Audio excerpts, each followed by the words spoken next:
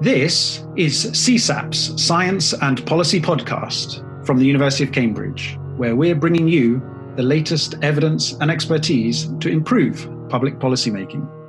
Welcome, everybody, to this episode of CSaP's Science and Policy Podcast on the green recovery. In the series so far, we've looked at the great shock that we're experiencing due to the COVID pandemic and the ways that that shock has created the necessity to rethink the way that we live our lives, the way that our economy works, the way that society works, and to recognize that that is a horrible shock that causes great trauma for people, great hardship, but it's also an opportunity to take stock and rethink. And of course, as governments are going to be investing to re-stimulate the economy, to protect jobs, there's an opportunity that that spending can be in line with the commitments that governments are making on a climate change commitments, biodiversity commitments. And so we've been talking about how these challenges and opportunities can be framed. And in recent episodes, we've talked a lot about climate change, anticipating the meeting in Glasgow next year. But of course, in 2021, there's also another important UN conference, that on biodiversity. The international community has entered into commitments to redress the biodiversity loss that we've seen. And in May 2021, there'll be a big UN meeting which will review progress and chart a new course for 2030. So it's really a coming together of different kinds of challenges that the world community needs to address. So in this episode, we're going to really think about biodiversity and think about nature and think about sort of holistically how societies and governments can try and make sense of this opportunity and chart a more positive way forward. So we're very pleased to be joined by my colleague, Alice Millington, who's a PhD student in Cambridge in the geography department, but spending a few months as an intern with CSaP. You're welcome, Alice. Thank you very much for having me, Rob. And we'll be talking to Chris Sandbrook and Fiona Reynolds. So Fiona is Master of Emmanuel College at Cambridge, has had a career that spanned many different aspects of public policy and nature and the heritage world, beginning working in national parks and the campaign for the protection of rural England, also a spell in government as the director of the Women's Unit in the Cabinet Office, and then over 10 years as the Director General of the National Trust before coming to Cambridge as Master of Emmanuel College. So Fiona, I'm really interested to hear, how do you see this moment? I mean, is it a crisis? Is it an opportunity? Is it a wake-up call?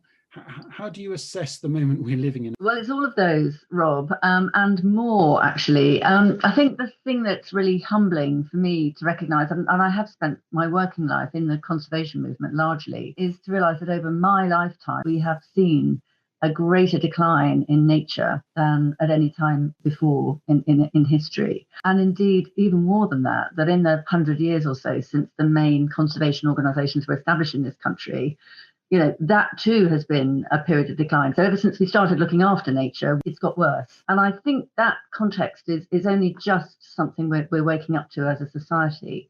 Government has now said it wants to reverse that decline, actually go into nature recovery. But I don't think any of us fully understand the magnitude of that challenge when we've been in consistent decline for many, many centuries.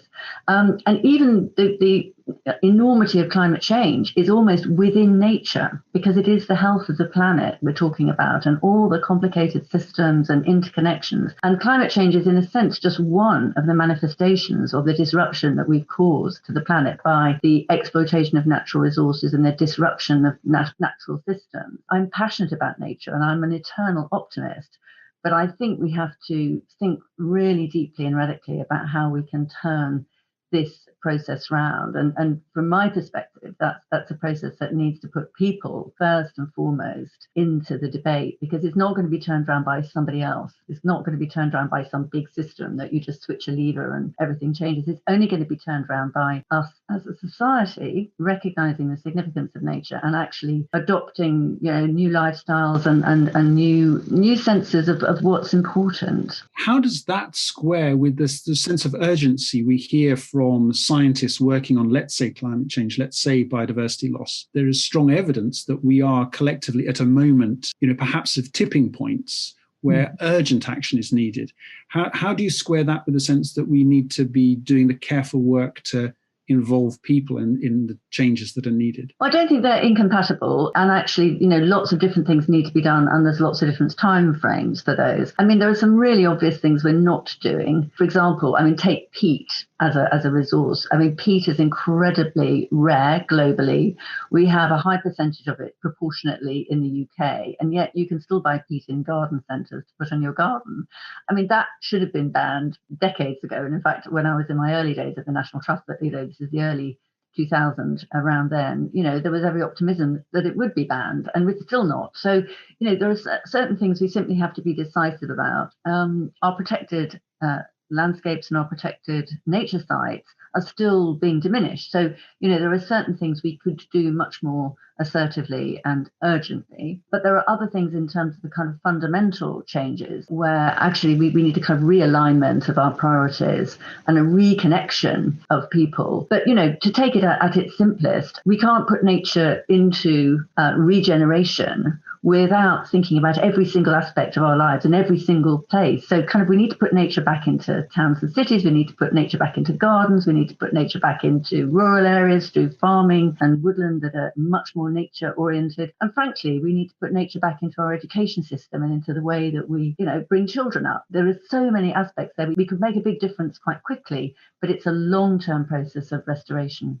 Listening to that, I'm wondering whether you see sort of nature and biodiversity as one element of a whole host of different challenges that we need to be facing, or almost you're suggesting that actually you think that engaging with nature, bringing nature in to our thinking and our lives is actually a key to unlocking the more complex whole. Yes, I do. I mean, and Rob, that I'm absolutely passionate about the concept of beauty, which I think is bigger than nature. I think it's a sort of cultural dimension as well. And I never think of beauty as just an aesthetic. I think of it as a kind of way of looking at the world. And I think what's happened is, as a society, we've got entranced by material gain, entranced by possessions and consumerism. And our economy, too, has been, we measure everything by GDP, and GDP is a terrible way if you're interested in the natural environment at all, because there's no balance sheet for GDP. It's simply a chart of income and expenditure on an annual basis. And actually, we all know that the balance sheet is fundamentally what matters. Even in our own domestic accounts, we know the balance sheet is important. So why are we running our national accounts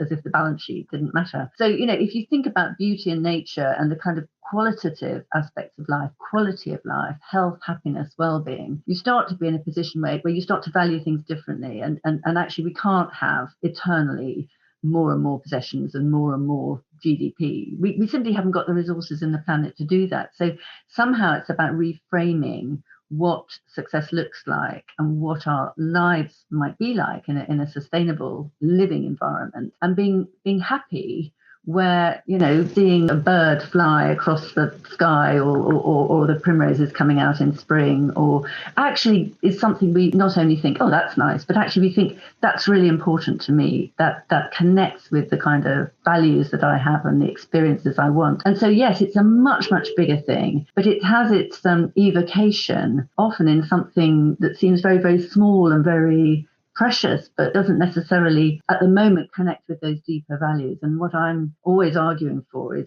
that sort of E.M. Forster words, only connect, only help people see the bigger dimensions of what it is that needs to be done, but equally what it is that we care about and its significance.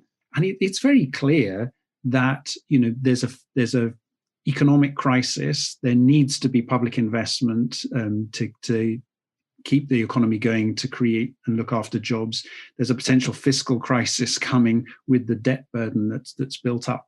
And there's a political crisis in this country, which requires, quite rightly, government to think about geographical inequality and to redress some of that inequality. And so what we're seeing are commitments to invest in infrastructure in parts of the country that perhaps have missed out in some of that investment in the past.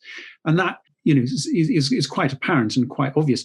How would you see your argument about bringing nature into the center of these conversations fitting with, let's say, commitment to invest in infrastructure in parts of the country that feel like they've missed out? Well, there are some, several big sort of almost existential crises going on simultaneously. I mean, there's COVID, there's nature, there's climate for sure, but there's also the kind of inequality and health challenges which COVID have revealed even more intensely. They already existed. And levelling up is absolutely rightly, in my view, a government priority. But I think it's about what we invest in. So, if you're investing in public transport in the north, rather than motorways in the north, you're investing in something that's about sustainability. Green infrastructure barely gets a look in, but actually investing in green infrastructure, the long-term sustainable management of natural resources, and indeed the provision of green spaces and spaces for nature and all of those connecting ambitions should be an essential part of these packages.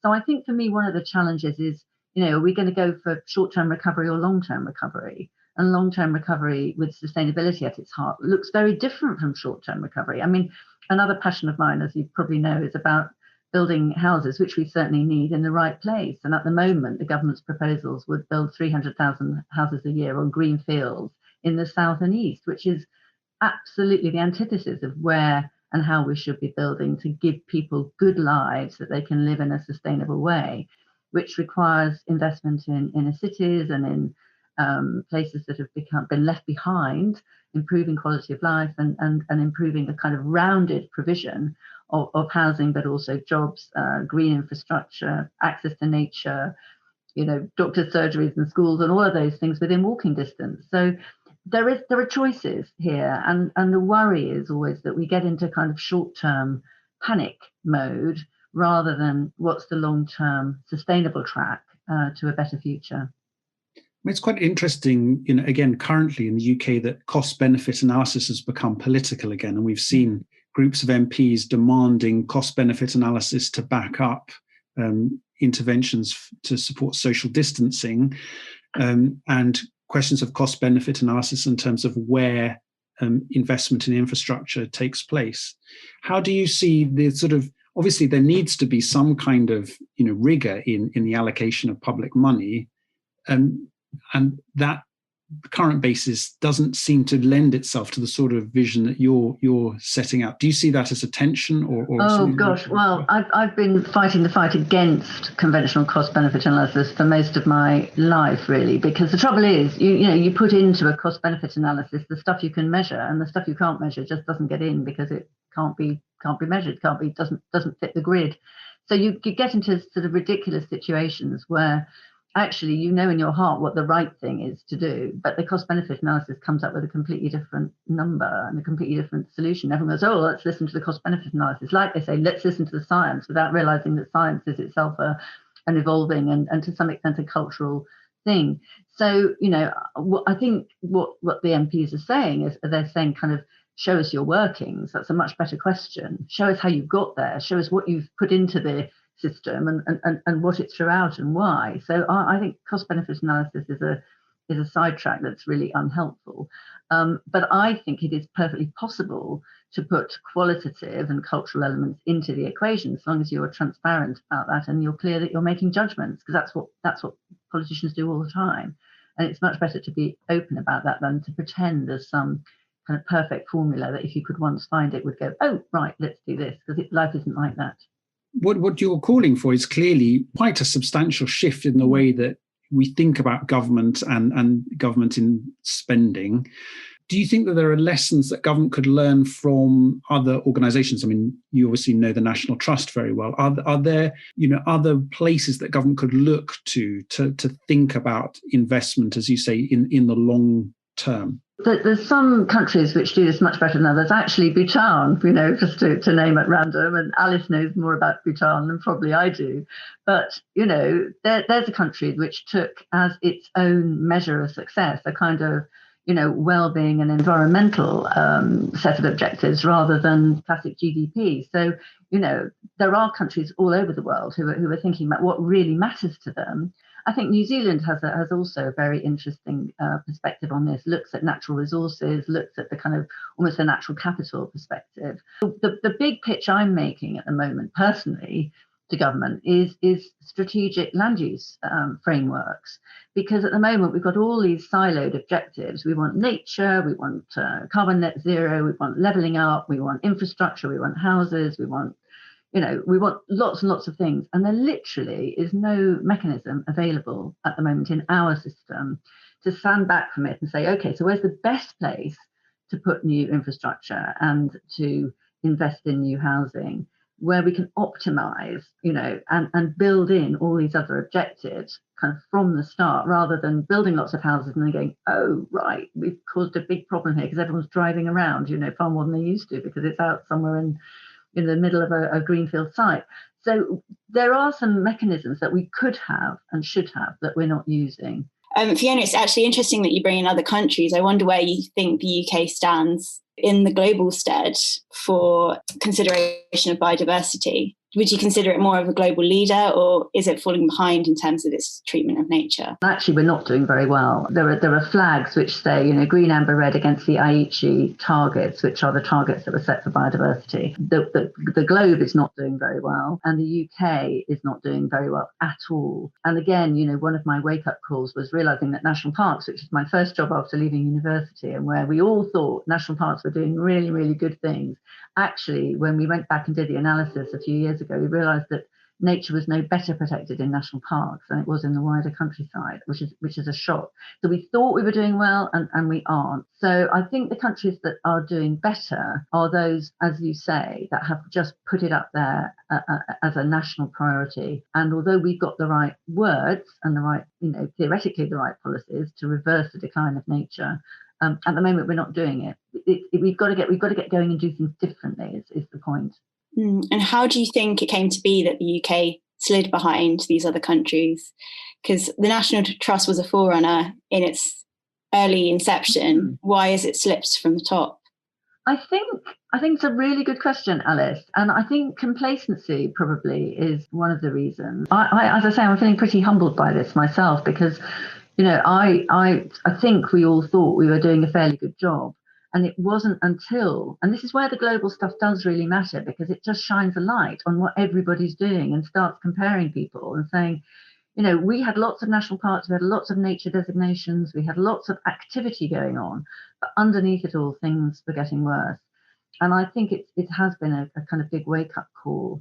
And I think that what we've realised actually is probably our mistake was to put lines around places, to think that an SSSI meant that we were looking after nature, whereas actually what we've lost is nature in the wider countryside and the kind of generality of lots of insects and lots of butterflies and lots of common species. We've sort of focused on the special areas at the expense of the kind of generality. So what do you feel is the paradigm shift we need in the UK to start putting green recovery back on the agenda for biodiversity? Well, what gives me great optimism is that people as a whole are really waking up to nature. And actually the joy this spring in the first lockdown, when all of us were really confined to home, but in probably the most beautiful spring I can remember for many years, of people discovering in their neighbourhood that actually we were teeming with wildlife at the very local level, finding things that they'd never noticed before, probably never even stopped to think about before, was a great joy. And I think what you can see is when people discover nature, it sort of becomes part of their life. So I think that is immensely optimistic for getting things back on track. I think David Attenborough says, no one will protect what they don't care about, and no one will care about what they haven't experienced. So that experiential connection with nature is what gives me great hope.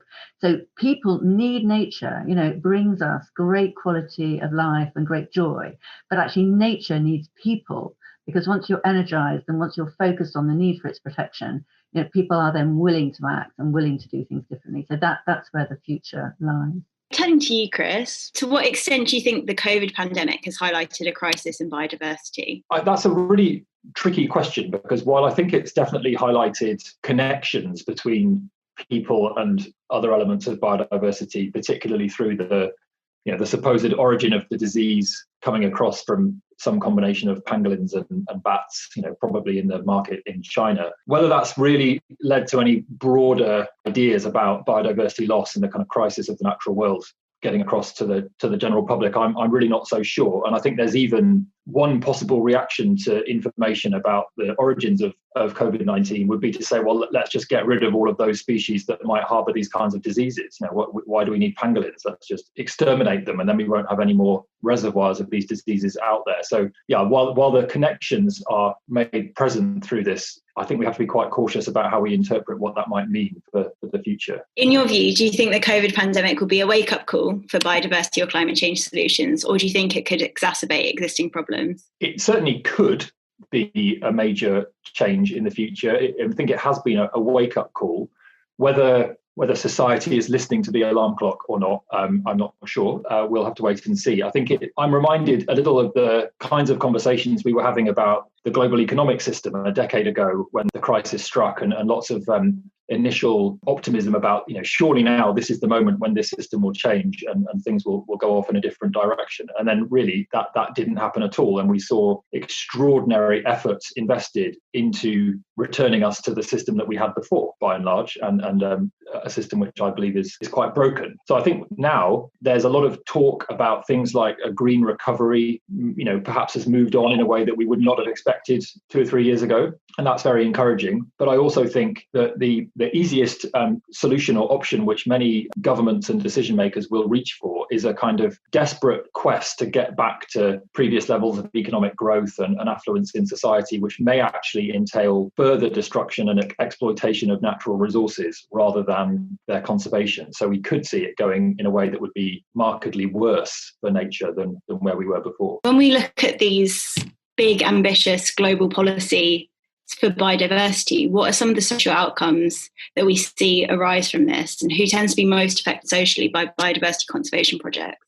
Well, one of the kind of great ironies or paradoxes, I suppose, of conservation is that, while we all need biodiversity, and some people in particular, need biodiversity in a very urgent way in their kind of day-to-day lives as a source of livelihood, efforts to conserve biodiversity actually constrain the ways in which people can make use of it. And so you can end up with a situation where people who particularly live at the front line, close to the kinds of natural resources which we are keen to conserve, end up suffering negative consequences of those conservation efforts. So, whether that's just saying that you can no longer go and collect a certain resource, go hunting or fishing in a place, or it can even be to the extent of being physically relocated to make way for a protected area. So every conservation action has positive and negative consequences. And the important thing is to think through and understand, who is going to benefit and who is going to lose from what we might want to do. And where appropriate, to try and find ways to compensate or mitigate for that if there are certain people who are going to be heavily losing out overall, even if the actions make perfect sense for the kind of global perspective. So with some of the recent big proposals around mitigating climate change and conserving biodiversity, we've got these ideas like, let's get 50% of the planet into some kind of protected area because that's the only way that we'll achieve these objectives. And, I'm not completely against the idea of further protection of the natural world for all of the reasons mentioned, but I do think we absolutely must think through and understand what that will actually mean in practice to people who are living in and using resources in these areas around the world. And I think while it's right to point to the big global picture and why we need ambitious strategies, that can't be done in a way that ignores the role of resident populations who will almost certainly lose out in some cases. Do you think many of these issues are exacerbated by this pandemic as well? I think it's too early to be able to say really how the COVID pandemic will play out in terms of the sorts of environmental policy decisions that might get made, in the forthcoming COP in the UK for the Climate Change Convention, or in the Convention on Biological Diversity meeting, which is now taking place, we think, next year in China. These hugely important meetings where big decisions will be made. I think it's certain that what gets decided will be different as a result of COVID, but in what way it will be different, I'm not entirely sure. I think every different perspective that we hear in these debates has latched onto some element of COVID to kind of reinforce the perspective that they already hold and say, look, COVID only goes to show that what we think should happen even more strongly than before. And those different perspectives are not always aligned with each other. So, you can kind of take from COVID what you want. And when we're looking towards this sort of paradigm shift that might be needed in global policy or the global consciousness, where do you think that might be found, or what do you think might be needed? I'm not sure that a kind of talking about a global paradigm shift or a kind of global shift in consciousness suggests the existence of some kind of global public that, you know, is all kind of moving in a similar direction. And I don't really feel that exists. You know, I think we have to think more about the kind of contextual situation in different parts of the world where different people are, you know, living with and experiencing their relationship with biodiversity and the climate, and, you know, perhaps try and think more about what matters and what will work in each different context, rather than feeling that there'll be some kind of big global shift. What change in attitude might be needed in UK policy to make more progress with biodiversity or the climate crisis? Well, the last couple of decades, at least, of UK conservation policy have probably been quite focused on trying to highlight the economic value of nature and find ways to, you know, create incentives for people to conserve biodiversity that draw on market-based tools. Various things that have happened in the last few years suggest that an approach that adds to it something that's a bit more about emotion and care and the kind of love that people can feel for nature. So I think that's really important.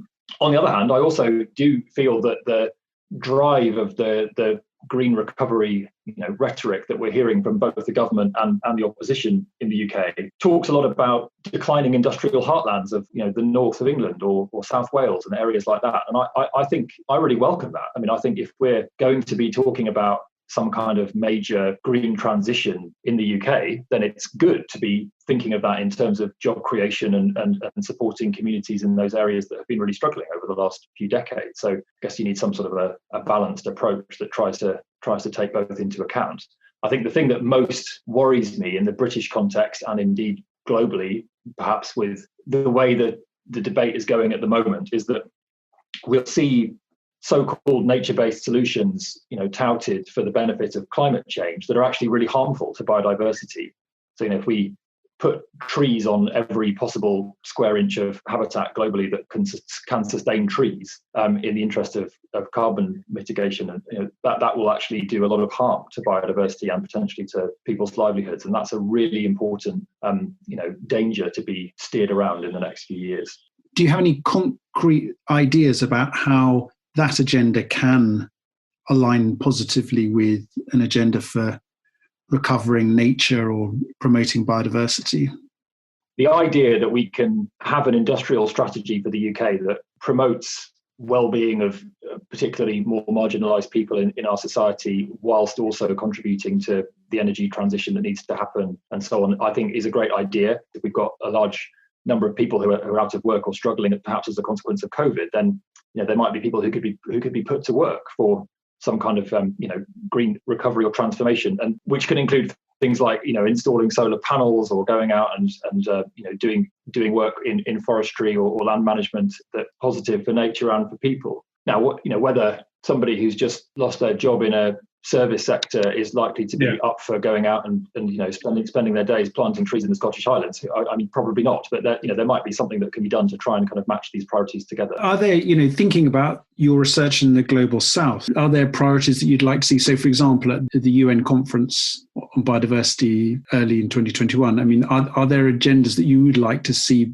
put forward on the basis of your research? Yeah, so I think I would like to see the concept of environmental justice being a kind of central component of whatever gets agreed. So that, and that's, you know, I'm talking there about justice, both in terms of justice for people, but, you know, also justice for other life forms with which we share the planet. But I think, you know, it would be, you know, it would be a real, well, it'd be a disaster and a terrible shame if a global conservation strategy was agreed, which had the potential to do great things for climate change and biodiversity loss, but also ran the risk of further marginalising or harming people who really, you know, have done nothing to cause the problems that we're trying to solve, and, you know, don't deserve that as a consequence of conservation actions. I mean, conservation has a history of, you know, being a somewhat colonial project, you know, something that's enforced from the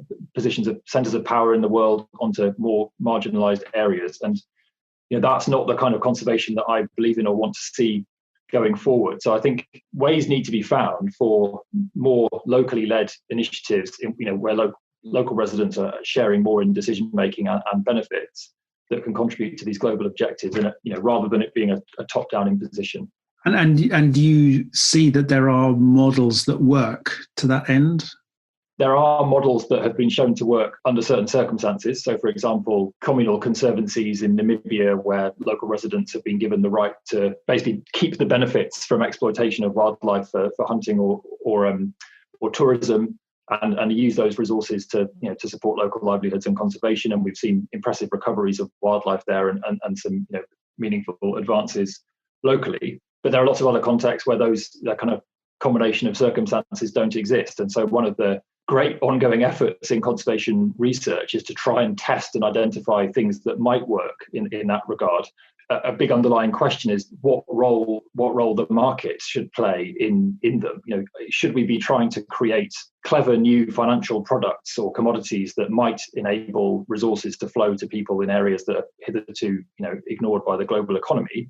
Or should we be doing precisely the opposite and trying to come up with new ways of providing public funding or entirely different kind of communitarian approaches?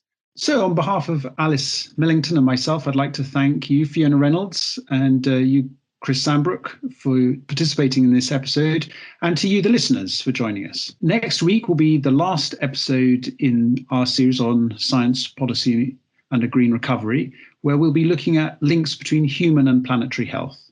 I hope you'll join us then. CSaP's Science and Policy podcast is a production of the Centre for Science and Policy at the University of Cambridge. This series is produced in partnership with Cambridge Zero. This episode was hosted by me, Rob Doubleday, and was produced by Kate McNeil. You can learn more about CSaP's work by visiting us on Twitter at CSciPol or at our website www.csap.cam.ac.uk.